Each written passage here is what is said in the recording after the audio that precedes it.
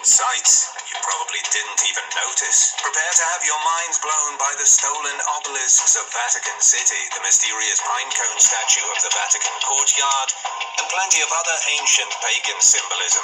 Are you ready to learn the truth? Let's find out. Pineal gland and pinecone symbolism. In a courtyard in front of the Vatican Museum, known as the Court of the Pinecone, there's a giant 13-foot-tall bronze pine cone. But why? Officially called the Fontana della Pina, this pine cone was originally part of a Roman fountain. It once stood next to the temple of Isis near the Pantheon. During the Middle Ages, it was moved to be displayed in the courtyard of the old St. Peter's Basilica. However, in 1608, it was moved a second time to its current location. To anyone visiting Vatican City, seeing the Fontana della Pina is likely on their itinerary. But do they really know the true story behind this mysterious pine cone? Deep inside the human brain, there's a tiny mysterious gland that has fascinated people for centuries, the pineal gland. This pea-sized pine cone-shaped part of the endocrine system is located near the brain's center. It has also long been linked to symbols of sacred eyes and pine cones in ancient cultures. But what's the big deal with this tiny gland? The pineal gland, also known as the pineal body, is found in most vertebrates and is often called an atrophied photoreceptor or a vestigial eye. Despite its small size, it's easy to spot on modern X-rays due to its high levels of calcification. Scientists have only recently started to uncover its biological purpose, but the intrigue surrounding it goes back millennia. Okay, I'm going to be brief because I'm trying to make this a short teaser share. I used to know scientists, and I tried punching in on the internet, that were doing detailed studies on how the pineal gland and the pituitary work together with an energy system that's related to, if you've seen things with Hinduism, yoga, and the functions of the body and the energy system. Now, that's all I wanted to say about that, because it's simple. And a lot of things, sometimes I can't even guide or teach, because a lot of things trigger me to going back to how my life is always censored, and everything I say, you know, like when they say anything you say will be used against you in a court of law. Me, it's used against me in a KGB type attack with products, because obviously my strength is my weakness and my weakness is my strength. The environment affects me a lot, so a lot of things make me ill. And ill or uncomfortable or somewhere in between, just uncomfortable and very ill to the brink of death. So that's why I go back to a little bit, if you see my testimonials, which are like 80% or 75% of my content.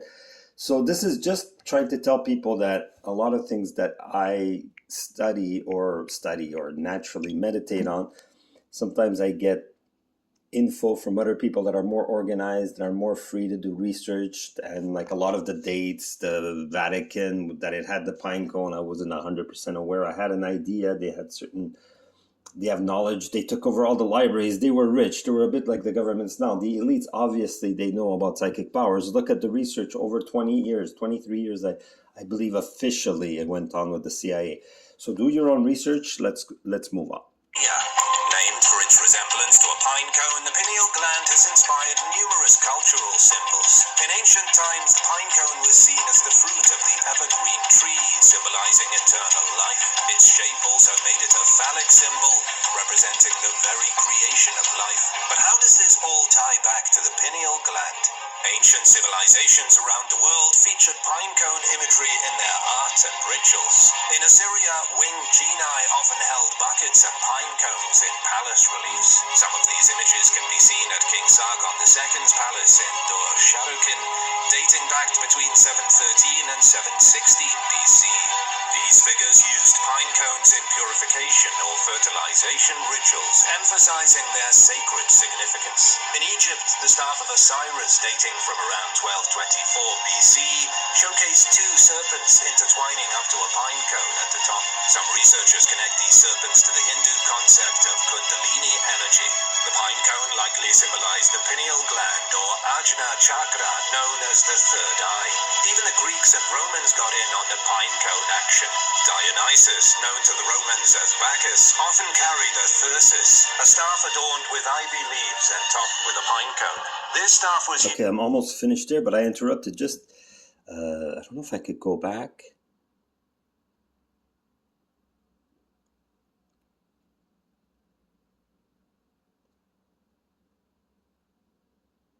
I moved it too much. Okay, well, you've seen the one there that it's like a sort of god or whatever. This one. Oh,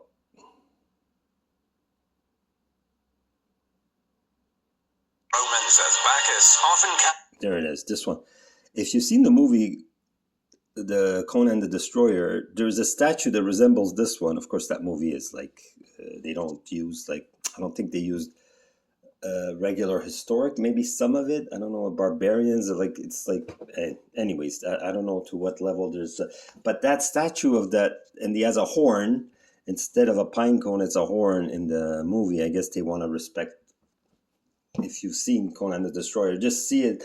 Or the end of it when the statue, or even at the beginning, there's the statue that then starts coming alive. And because they didn't do a sacrifice, a young virgin, it's not that there's no truth in that, in the sense that what happened in the past, sacrifices are always ways of, it's because usually they use chicken blood. It's always the idea of the life force. If people understand these symbols, just like I try to clear that up between what's like almost like religion and government, and what's true freedom and true governing is just being organized in our basic energies and how they work. Now on 3D, we confused ourselves. Hierarchy does work. A lot of people believe that it's only in physical 3D that we have hierarchy. No, but except there's no attachment. When you become spiritual, you don't depend on the concept that you're better than someone, even though you might be more evolved. Just like I put the one of Sarah, which is the alchemist. She says either you evolve or devolve. It's as simple as that. Just like on the physical, you could improve in a classroom, get more diplomas, or you could forget the ones you had if you have Alzheimer's or dementia. And you could get that even in many ways, right? There's a lot of things from the environment that could affect our health, right? We all know that. So in many scenarios, and that's what I'm saying, the world has become, I see now, as much as I didn't want to believe it, I forgot the name, and I'm not going to mention it because it's like I'm not prejudiced to that, because some people write it too much in stone, like everything too much in a balance, like a seesaw. Like all these people are awakening, me, I know it. And if people see just the way I behaved a couple of years ago till now, my life has worsened like, I don't want to say 1,000%, but a lot of percentage in the last 2 years. But then again, my reaction or lack thereof has improved, which is to show people the benefits of meditation. A lot of people, even some, I don't want to say which sibling in my family, said, but if vitamins and meditation and natural products help you so much, why are you not 100% healthy? Well, because we don't control the physical, and that's the whole point of meditation, accepting what we cannot change. But it's still a strict thing, just like in sports, just as above, so below. There are certain laws that work above and below. Some similarly, some are equal, and some are just for one level. So we need health to progress on this dimension. And on higher dimensions, you don't need your health. That's why they say everybody that dies, people that work in these places, palliative care, they see people always, like, for a certain time before they die, always smiling. When I saw my mom in Milan, when I went and see her, I saw her a little bit, and I don't know the amount of medication then. I didn't pay attention too much to that, but the idea is that I never saw her as happy or like an expression on her face as like minutes after she was dead. And normally that would have, well, I missed her and I felt sad for that, but normally I had to remember, and it shocked me to see the smile, the expression of relief, the expression of finally I'm feeling good, finally I'm home. That was the expression. And since it's someone's mother, you see them every day, you know when they're happy, you know when they're feeling stressed, you know when they have a vice, you know when they're playing a game or lying. You get to know a lot of that, right? So I never saw my mom as happy, and like a Mona Lisa smile. Never saw it on her. And she had been on medication. She had been sort of, well, not operated before. That's it. I think it's the only big operation she ever had. Maybe she had certain interventions for dialysis, like, or not the machine, but the perio, the one on the stomach.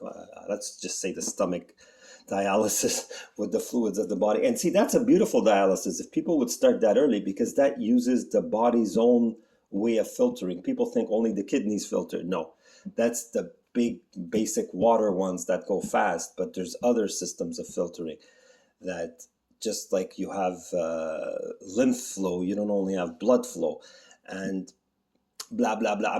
It became too long and technical. It got to 11 minutes, so I'll leave you at that. I'll show maybe now the last few minutes of this. It's just a scientific teaser share. That's a nice statue. I think that's in Roman or Tyrusus.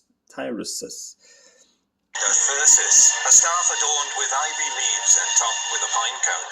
This staff was used in mystic rituals, highlighting the pine cone's spiritual importance. The Romans took it a step further by constructing a massive bronze pine cone statue, which, as you know now, resides in front of the... See, in the Conan movie, the guy has no staff, or not that I know of, not that I remember, but he has a horn.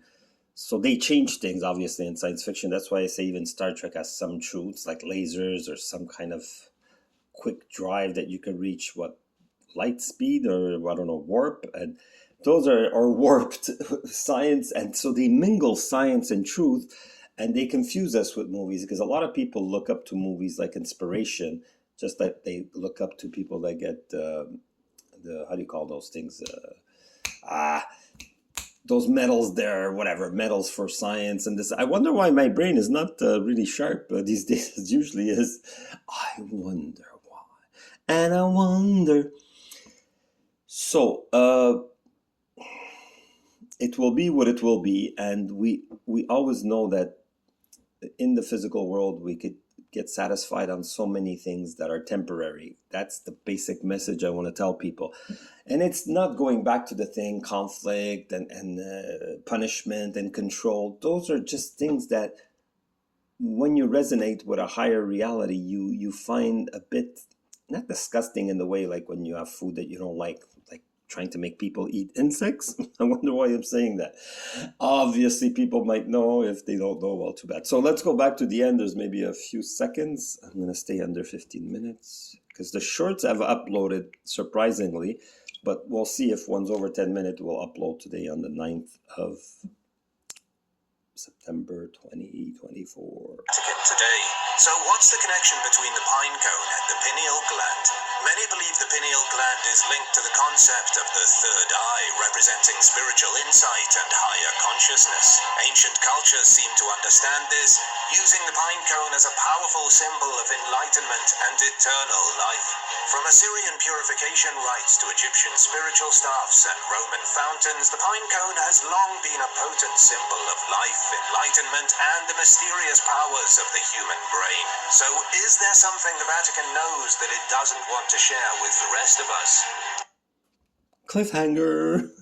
So like and share and subscribe. Namaste.